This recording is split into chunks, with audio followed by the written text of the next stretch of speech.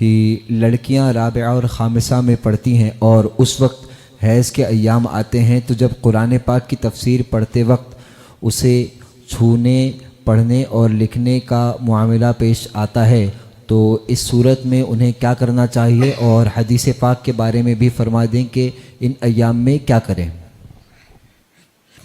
بھئی قرآن مجید،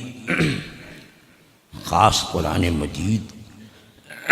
کا اس حال میں چھونا اور پڑھنا یہ سب ممنوع ہے، ناجائز ہے۔ حیض و نفاس والی کو نہ قرآن چھونے کی اجازت ہے اور نہ بغیر چھوئے ہوئے قرآن پڑھنے کی اجازت ہے۔ اب یہ کہ قرآن مجید اگر وہ استاذ ہے، خاتون اور بچوں کو قرآن مجید سکھانا ہے، تو وہاں بھی فرمایا گیا کہ انہیں الگ الگ کر کے بتائے، ایک ساتھ نہ پڑھے۔ جیسا اس پڑھنا ہے کہ الحمدللہ، تو اس کو پڑھائے پھر ہم دو للہ، اس طرح الگ الگ کر کے ہجے کے طور پر وہ بچوں کو پڑھائے، ملا کر کے ایک ساتھ الحمدللہ رب العالمین خود نہ پڑھے، ہاں بچوں کو الگ الگ کر کے کہے کہ اب تم ایک ساتھ اس کو پورا پڑھ لو۔ تو پڑھنے کے بارے میں قرآن مجید جو ہے، لہذا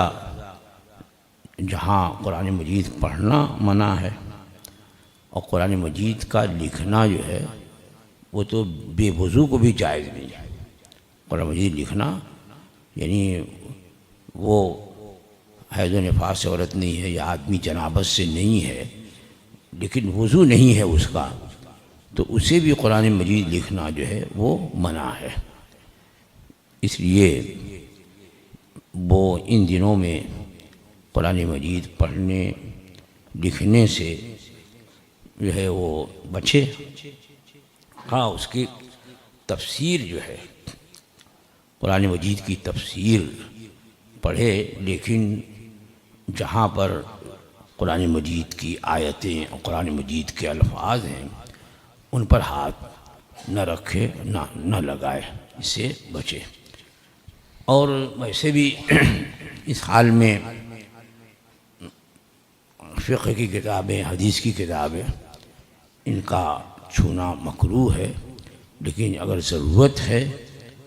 کہ حدیث کی کتابیں یا فقہ کی کتابیں مطالعہ کرے، لیکن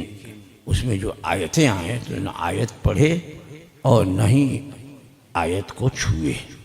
بلکہ اس بقیہ اور جو عبارتیں ہیں انہیں پڑھ لے تو اس کی اجازت ہو سکتی ہے۔